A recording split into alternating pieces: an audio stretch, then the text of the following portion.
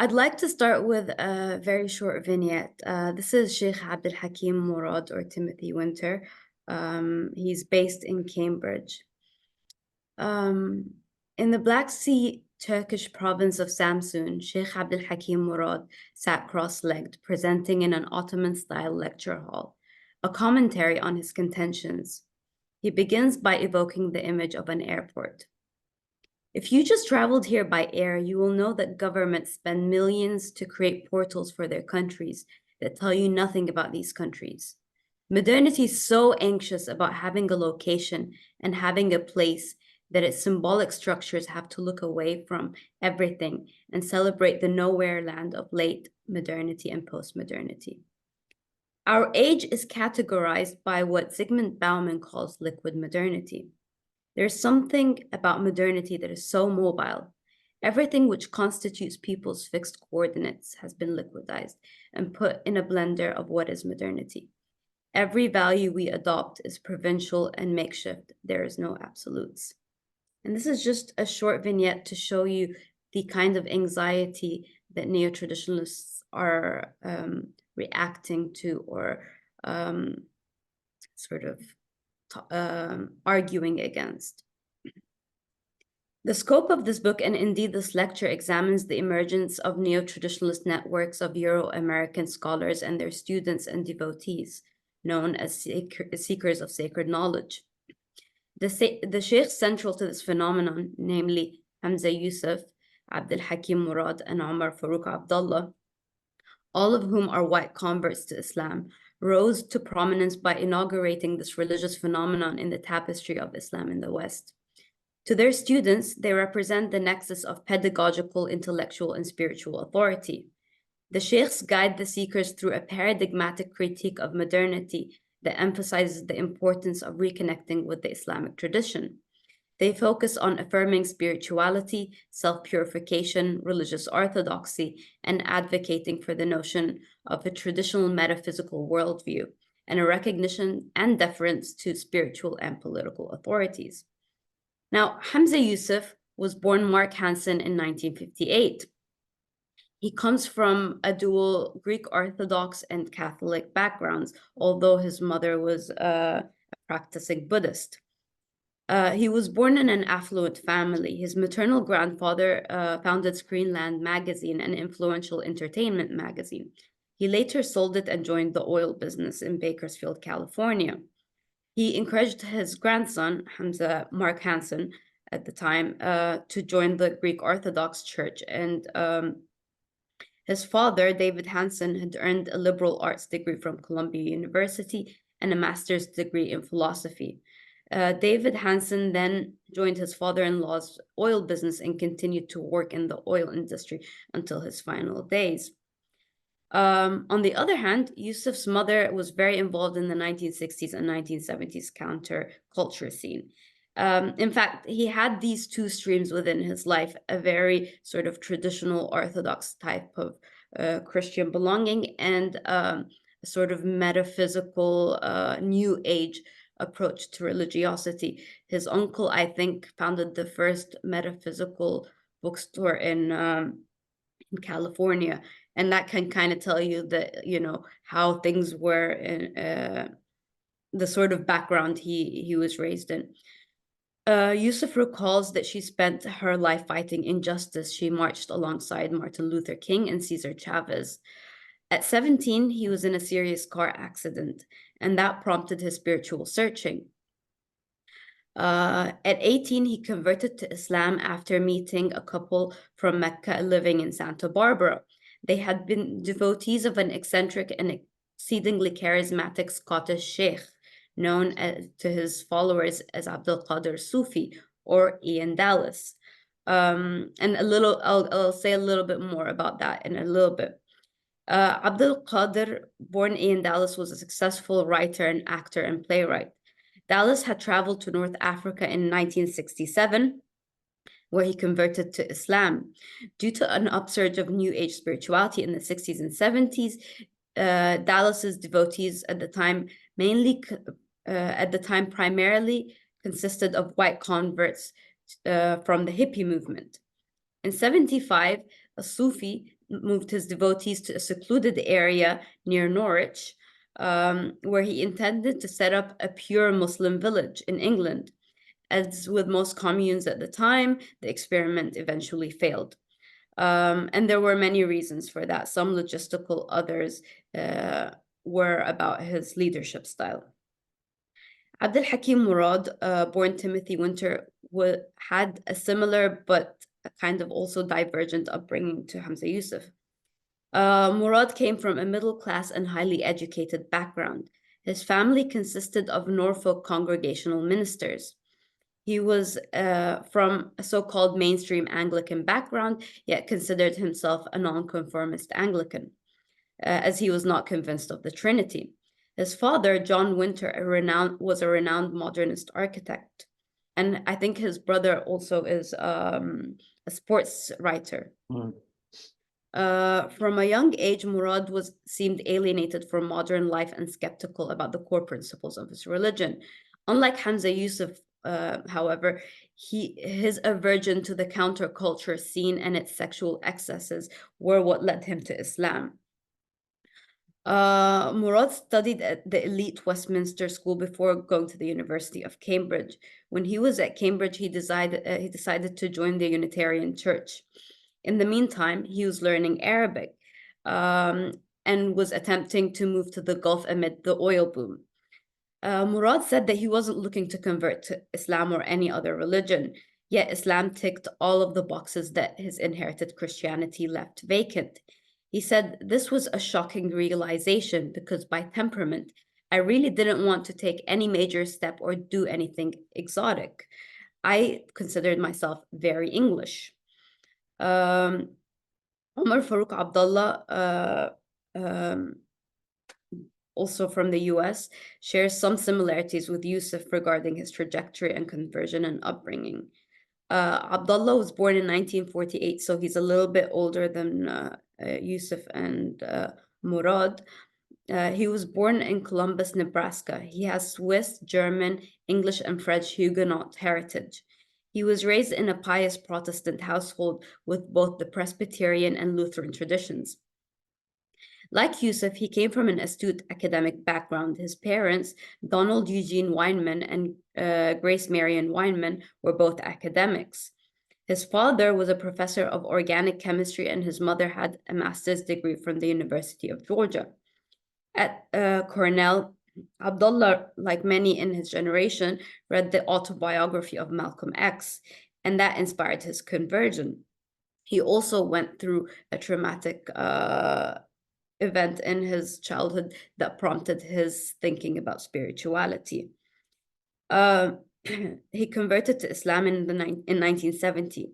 2 years later, he changed his degree and transferred to the University of Chicago. There he studied Arabic, interestingly, under the supervision of renowned modernist Islamic scholar Fazlur Rahman.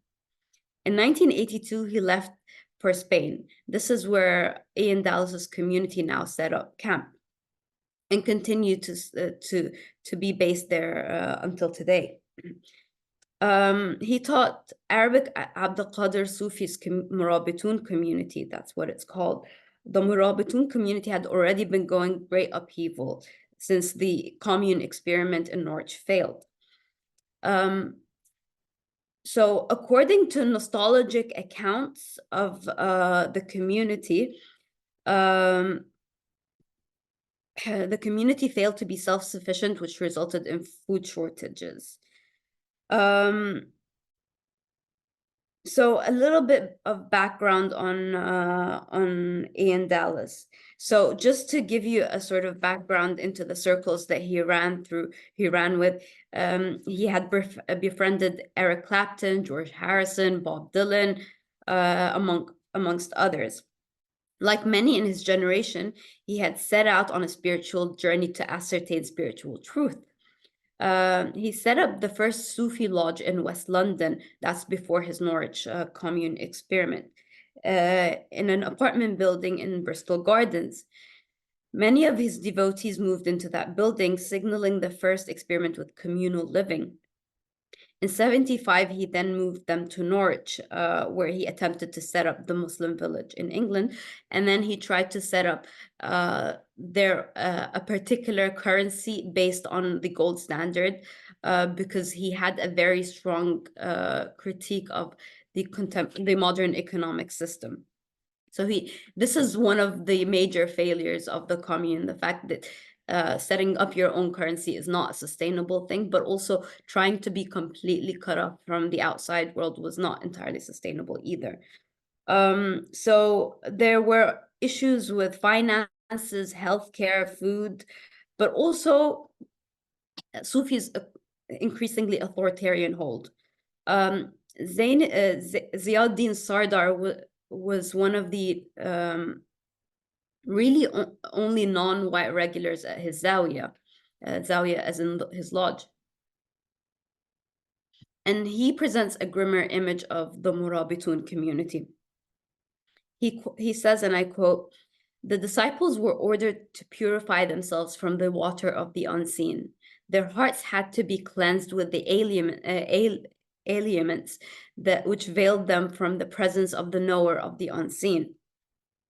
The purification, which involved Sheikh Abdul Qadir, who was purified of all fault, was pouring the water of secret sciences that flowed from the presence of the unseen into the hearts of the devotees. Those who refused to be cleansed in such a way lacked the inner sight to recognize the qualities of Sheikh Abdul Qadir. Abdul Qadir was now the absolute master of the community. He chose husbands for his female devotees and ordered male disciples to divorce their wives, and generally regulated all aspects of the lives of his followers. And although I won't go into that, but this is a recurring theme within sort of commune experiments that later kind of grew out of this particular movement. So there is a community in Jordan that was spearheaded by one of that community of converts called Nuh Keller. He also had that same issue of, ordering marriages and divorces between the people within the group in order to maintain a kind of loyalty to the group. So according to a former devotee, Abdul Latif Whitman, an early murid in the community, a devotee, in addition to Sufi's charismatic authoritarianism, his aversion to the nuclear family and commitment to radical politics shaped the trajectory and the eventual downfall of the community.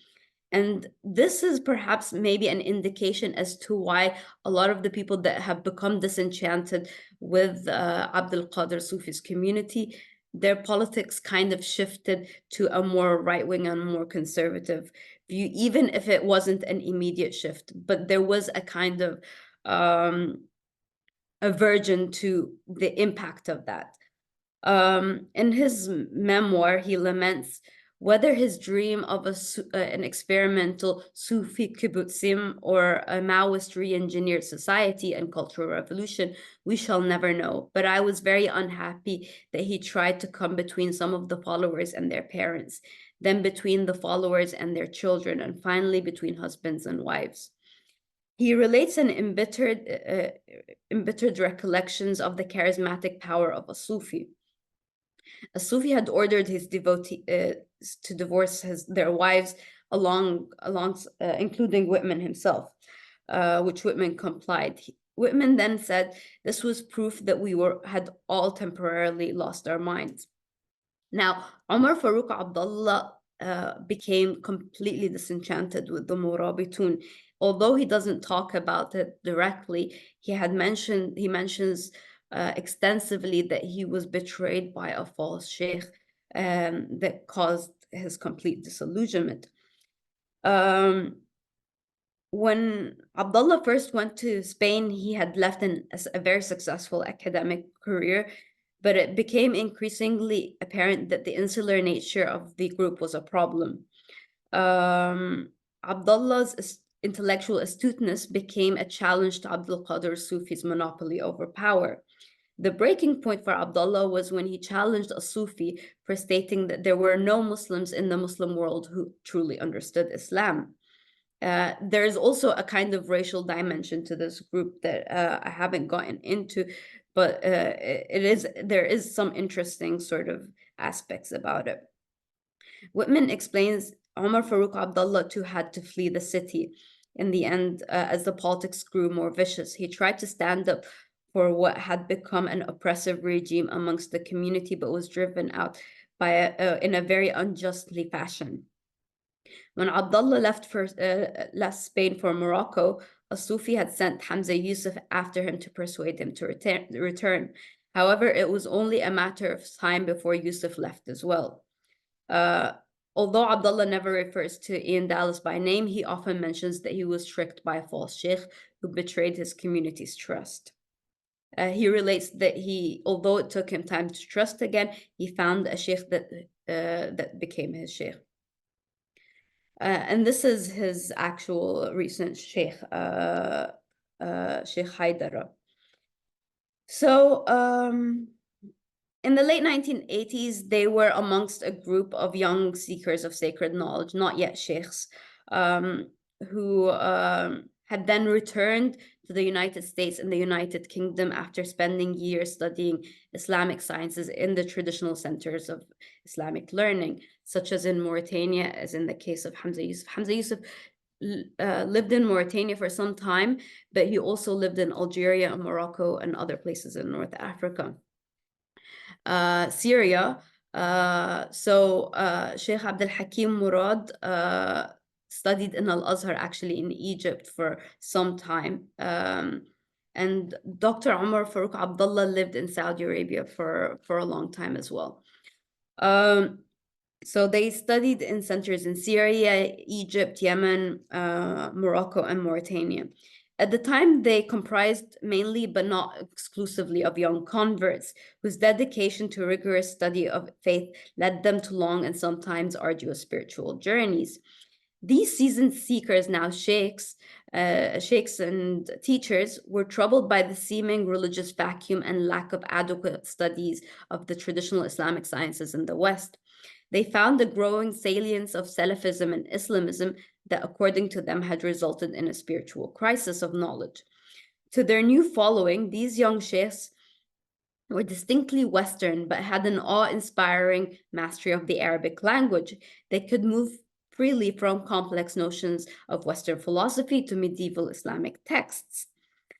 The three sheikhs, Hamza Yusuf, Abdul Hakim Murad, and Omar Farooq Abdullah, thus stand in between two symbolic geographies and intervene into two stories. For one, the religious personas are shaped by their connection to the East and the spiritual masters in the East.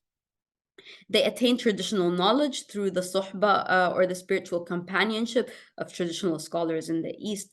They were no longer spiritual voyeurs in an exotic part of the Muslim world, but they were touched by the charisma of saints and sacred geographies. They absorbed not just their exoteric knowledge, but their esoteric station of the great sheikhs that they study under. And so a whole array of meanings and symbols are constructed on this basis. The second geography that they intervene in is the geography of the West, in which they are authentic outsiders, seemingly unmediated by identity politics. And this is an interesting sort of point, the idea of being white and therefore being outside identity politics, whereas if you're sort of like from an immigrant background or you're Black, you're kind of stuck within this particular racial framework that traps you into particular ways of thinking. So the travelers,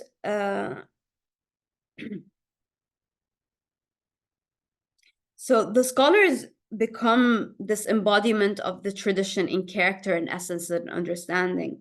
By their authority, by the authority of the traditional sheikhs in the East, Western neo-traditionalist sheikhs can make this tradition accessible into the modern West. And so when they guide their seekers in the spiritual retreats that they hold, they become a geographical bridge between the tradition.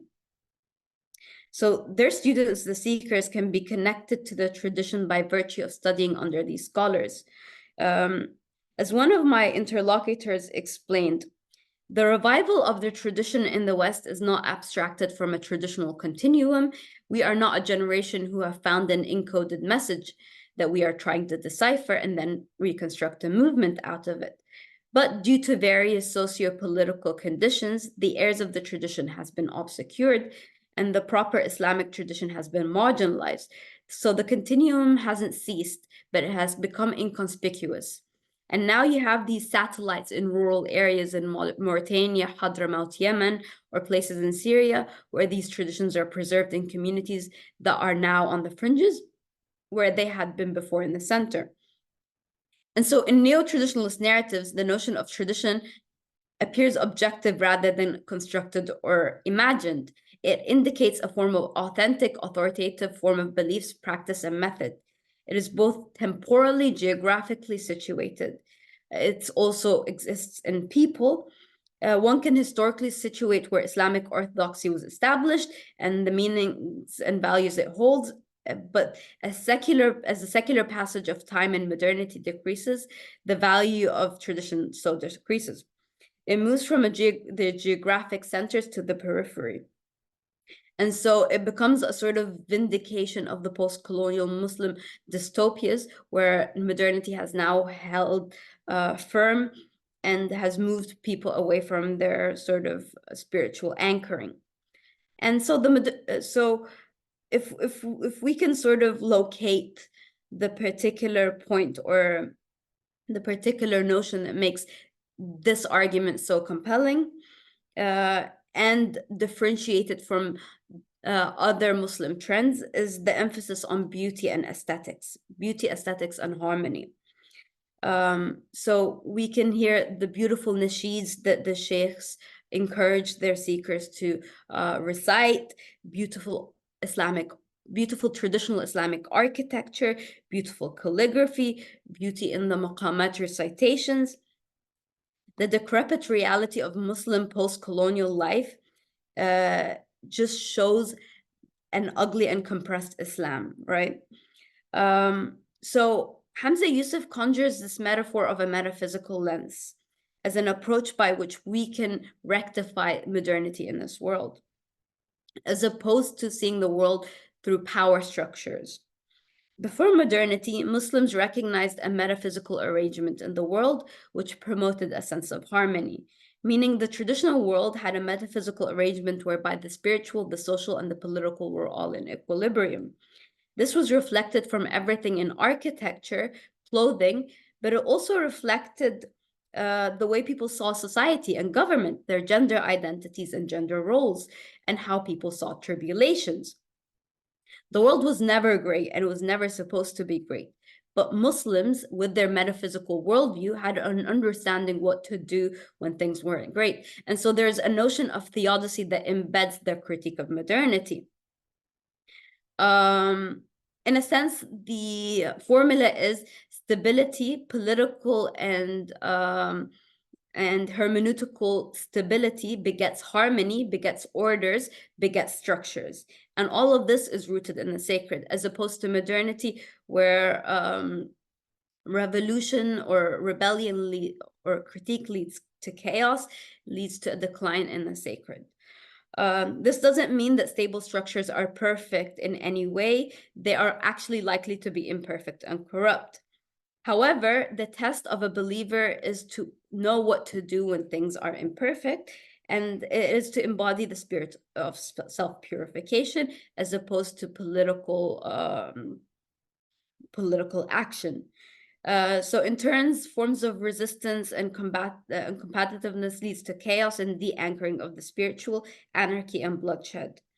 In a sense, Muslims modeled their modernity in a pale imitation of post-Christian modernity and erased the fullness of the Islamic tradition. So a key theological claim becomes unlocked when those victimized abandon the wisdom of the tradition and metaphysical approach and seek retribution. They become easily as their tormentors have become. In a sense, when you fight the monster, you become the monster. The notion of authority and stability become very, very important, and this is in all senses of the world. So what happened in modernity? First, the loss of the principal metaphysical lens, which dictates how Muslims ought to act. Muslims recognized introspection and responsibility as the foremost basis. This was a story that is so foundational that it exists from the story of Adam and Eve. They took full responsibility for their actions. They did not see themselves as victims. They did not blame Satan. They did not blame each other. They really held accountability. And so this is a kind of a political point to a political repercussion to the sort of critique of modernity.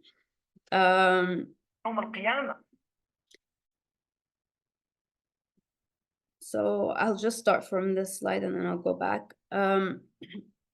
So in 2017, Omar Farouk Abdullah convened a Foundations of Islamic Worldview class at Claremont Islamic College. This class aimed to synthesize the metaphysical, legal, and ethical dimensions of the faith with Muslim modern life. The syllabus included works of Christian theologian William Craig, a Christian scientist, perennialist and Christian metaphysician Wolfgang Smith, and others, including conservative scholar, conservative philosopher Richard Weaver. So, and I'll talk a little bit more about Richard Weaver in the next slide, but just to give you a sort of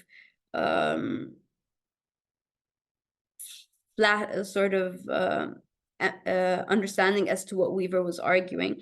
So Weaver was a 1940s conservative philosopher, and he reflected in his book, Ideas Have Consequences, about the changing role of women. He pondered, with her superior closeness to nature, how was she ever co-zoned into the mistake of going modern? Perhaps it was the decay in the chivalry of men that proved too much. However, in the neo-traditionalist narrative, this formula seems to start from women, not men. This is most evident in Abd al-Hakim Murad's popular lecture in his critique of Star Wars, The Force Awakens. Now, I have to admit here, I'm not a fan of the Star Wars, so I don't really have skin in the game. It's from within that story of the loss of gender roles, distinction, and declining patriarchy, and the simultaneous rise of secular feminist discourse that Abd al-Hakim addresses the problems of modern masculinity. He evokes the notion of manhood as pervasive in all traditional society. The manhood displayed a metaphysical character. Through initiation, young men become disciplined and recognize their duty and role. With the initial rupture in traditional forms, men have lost their place in the traditional ordering of the cosmos. The transformation in the motifs of Star Wars from earlier series from Murad is symptomatic of this crisis of modern masculinity. The film presents a collapse of the male hero archetype and his replacement of the notion of the autonomous woman who is beyond reproach. By contrast, Luke Skywalker is no longer a heroic figure. Murad explains he is sulking at the edge of the galaxy somewhere, and he's not being a hero and dealing with the evil empire. He is licking his wounds and being a bit of a loser. Murad contends that this form of broken masculinity appeases certain extreme feminists. As Murad describes, through the figure of Luke Skywalker, modern men are broken, eternally children, touchy-feely, and quite tearful, and wholly unable to deal with masculinity. The reversal of roles in the modern world, where the rise of the powerful woman has essentially dethroned masculinity and left men questioning the role. Now, to go back to Richard Weaver, his book, Ideas Have Consequences, begins with a resolute statement. This is another book about the dissolution of the West.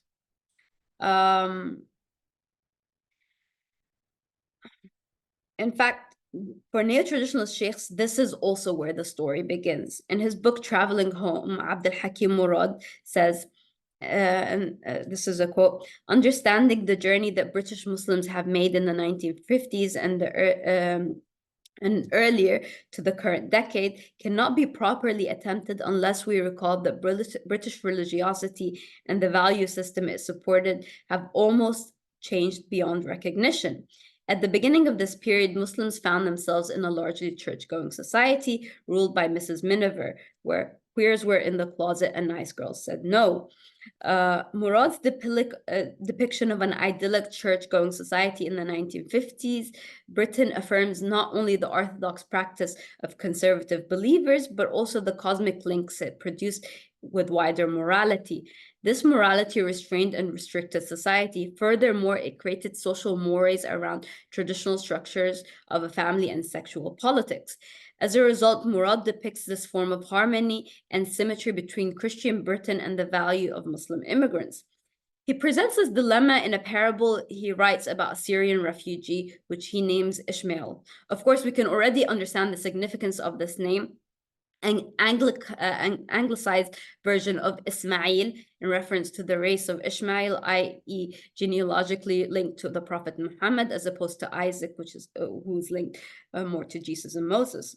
Ishmael, in contradistinction to the society he finds himself in, he is virile, confident of his masculinity, and plans to become a patriarch of a traditional family. On the other hand, Europe is facing a demographic collapse. An aging population and in need of this virile new principle. Murad goes on to add, our Ishmael is unlikely to admire the mean and brutal cultures of abortion or the new hyper-liberal doctrine of gender plasticity that will learn beyond the cliffs. Still, less will he likely to respect the fanatic modern assault on toxic masculinities. He is not woke and unlikely to become so. If Ishmael, and this is end quote, if Ishmael can hold on to tradition rather than be seduced by so-called grievance fundamentalism of Islamism, he can be a beacon of rejuvenation of a theology of optimism in a dying Europe. Now, there's a lot to unpack here. On the one hand, his perception of what the Syrian immigrant is and where he comes from and what he believes is somewhat of an essentialist view. Not only is abortion very, very legal in Syria, but actually quite likely permitted by even the Shafi'i conservative scholars in Syria. So this is on the one hand. On the second hand, there is this idea that Islam is, which is personified in this new Ishmael. Islam is this traditional patriarchal religion that still retains its tradition, but however could be seduced by grievance politics. And in this sense, grievance politics is a very, very, very violent war in Syria that has caused millions of people to seek refuge. So instead of being politically moved to embody political action, he needs to sort of keep into his traditional patriarchal view. And in a sense, Muslims can then save Europe from their so-called moral decay after they lost their Christianity. So the sense is Islam is the last traditional vestige that, and if Muslims are able to forgo their sort of political, racial grievances, they can then save an ailing and dying Europe. So Murad concludes this essay with a note from that Muslim immigrants, to truly embody counter-liberal theology, immigrants must migrate with good intentions. That is the intention of healing and forgiveness. To illustrate this, he cites the Sufi exegesis about Joseph and Puppeteer's wife, Zuleika. I have to note that this particular reading is just a Sufi reading of what had happened, and it's not in a lot of the other exegesis. So he says, and I quote, in old Muslim stories, the puppeteer's wife Zuleika seeks to tempt Joseph, but through his self-mastery, he finally converts and marries her.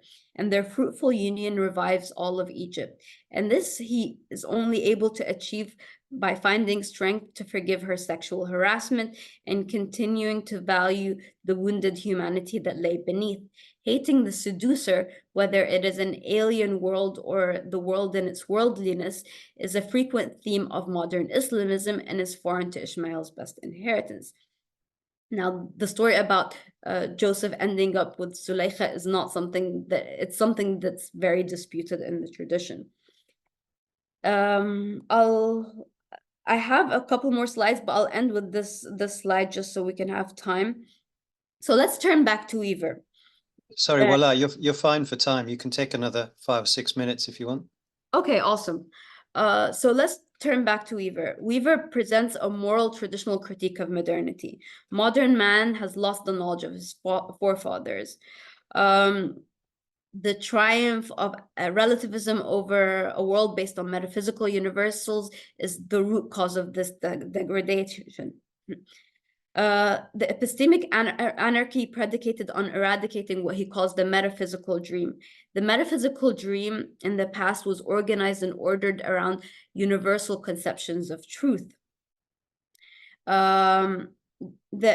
The decline of intrinsic universal principles normalized debauchery in society and caused moral decay, but also could be argued to have caused genocide. And that's kind of the core contention that Weaver and others of his generation tried to argue. This furthermore had represented the decline in social hierarchies, vocation, nobility, gender roles, and distinction, leading to a fragmentation of order. Essentially, social forms like family relationships become a liability in this relativistic world. Weaver is in fact a pioneering, albeit no means a lonely voice, cautioning an impending civilizational crisis in the West. The civilizational crisis genre emerging from the Second World War that mourned the loss of aesthetics along with the traditional ideals proceeded from what the white crisis genre from the 1890s to the 1930s. White crisis literature was concerned primarily with the lower races overtaking white society. Alistair Bonnet noted that despite the prevalence of white crisis literature before the 1930s, white solidarity was an intrinsically fragile formulation. Civilization did not belong to all whites. It was the domain of the cultured or few or elites. After the Second World War, Bonnet argues, and I quote, "The idea of the West did far more than simply erase the embarrassment of race. More specifically, it could evoke a set of political principles and values that could both be cosmopolitan and subtly ethnocentric, potentially open to all, but rooted in the experiences of a narrow few." While Murad reserves a somber respect for the reactions born of the post-Christian angst, in its sort of racial reactions and presents it as axiomatic and universal, he has less sympathy for the post-colonial story. The post-colonial story of migration becomes a cautionary tale of materialism and greed rather than survival. The post-Christian story paradoxically is relieved of its imperial blunders. Murad urges Muslims to adopt a form of second authenticity, a form of European authenticity, to live faithfully as Muslims committed to da'wah in Europe. The immigrant community must shed its cultural traditions. He contends Amsterdam Muslims who wear Indonesian apparel and eat Indonesian food and maintain an Indonesian outlook cannot expect to spread their faith to their neighbors, who naturally will not be able to envisage how Islam might be for Dutch people. Now, the culmination of this is through interfaith work. Interfaith work becomes the solution. Murad calls for an alliance of sacred, and in turn, Hamza Yusuf argues that Muslims ought to locate themselves in the idea of the moral majority. And this is the Commission for Unalienable Rights that was spearheaded by Mike Pompeo here, and Hamza Yusuf is one of the people there. Another byproduct of these interfaith initiatives is a greater convergence between neo-traditionalists and right-wing conservatives. From the outset, Yusuf locates morality as a part of the moral majority, possibly as an overcorrection from the perceived Muslim left-wing alliance, and that has skewed their metaphysical lens. For Yusuf, this alliance is both political and moral. Religiously, his moral interlocutors have been concerned with the conditions of Christian minorities in Muslim majority countries, the place of Israel, and the rise of Islamism. They additionally, finally, they were concerned. Politically, these fears were mitigated through interfaith initiatives undertaken by Hamza Yusuf and his spiritual leader and guide Abdullah bin Bayya in the Forum for Promoting Peace that is founded in the United Arab Emirates. Morally, however, these groups were united in their fight against pornography, their concerns about homosexuality and LGBTQ rights, and the integrity of traditional family and traditional marriage, and their anti-abortion stances. For years, Yusuf had been cultivating relations with Christian and Jewish conservative leaders as a response to the seemingly growing alliance between Muslims and the left. Sorry. In 2019, Mike Pompeo's Trump administration's Secretary of State appointed Yusuf as a member of the Commission on Unalienable Rights. The commission was criticized by progressive and human rights organizations, including Human Rights Watch. Kenneth Ross, the executive director of Human Rights Watch, argued that the commission seemed to favor a la carte approach to rights. The US government will pick rights it wants to observe, and others can do the same. That approach would be music, he says, that approach would be music to the ears of world's autocrats, many who would happily take the opportunity to trample on certain basic rights. Yusuf, however, was adamant that this was the main way Muslims can erase the suspicions that conservative Christians, particularly evangelicals, have with Islam and highlight the commonalities they have. To do so, he engaged with conservative thinkers such as Roger Scruton. On the outset, Roger Scruton and Hamza Yusuf, or Roger Scruton and sort of a Muslim scholar, would have very little in common. But if we kind of see the arguments that Roger Scruton puts forth for Muslim integration into the West, it sounds eerily similar to both Yusuf and Abdul Hakim Murad. He says, and I quote, "The rights idea leaves everything that is most important in the life of the Muslim without official endorsement. Everything that has to do with sex, marriage, and the family and the operation of the law. The Muslim heart is at odds with the new official Europe. Had Christianity retained the status as the foundation of domestic custom and public law, it would have been easier for Muslims to accept a European order. Our way of life would have been a form of obedience." And Yusuf's activism is most evident in his stance against abortion.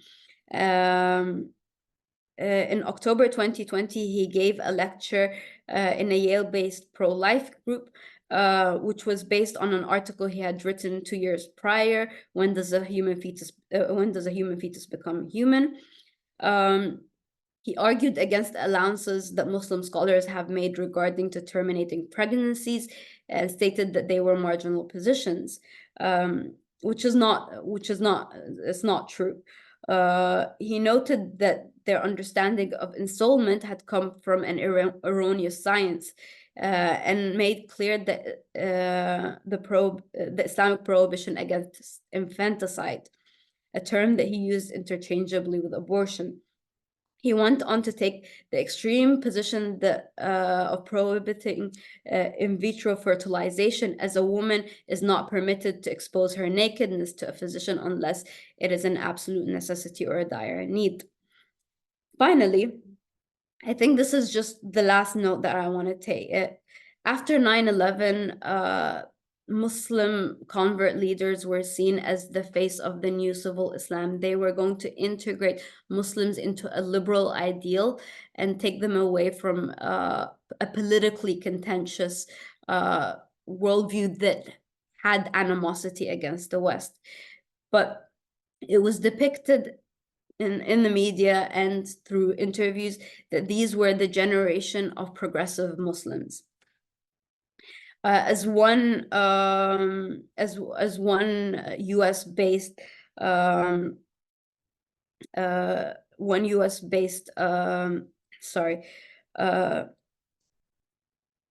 what was it called? State security sort of expert said, while their parents, as a Muslim parent, Muslims and their parents never challenged an imam who might tell them that, for example, setting fireworks on the 4th of July was forbidden in Islam, their children will ask for religious proof in the Quran and Hadith. Yusuf was then hailed for his permissible fatwas, such as allowing a woman to wear a hat and not cover her head at all if she feared harassment on the account of hijab. So this seemed, after 9/11, this was a versatile and progressive movement. Now, the face of civil Islam has changed dramatically since.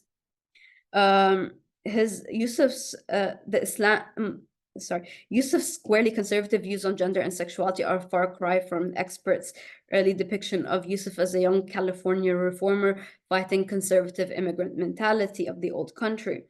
In fact, as David Warren in his book said eloquently, whereas in previous decades, Yusuf al-Qaradawi's social conservatism in matters of sexuality prompted outcries in the West, now Hamza Yusuf and Bin Bayya's social conservatism are viewed as a part of the shared Abrahamic morality that the US government is keen to foster. Thank you so much.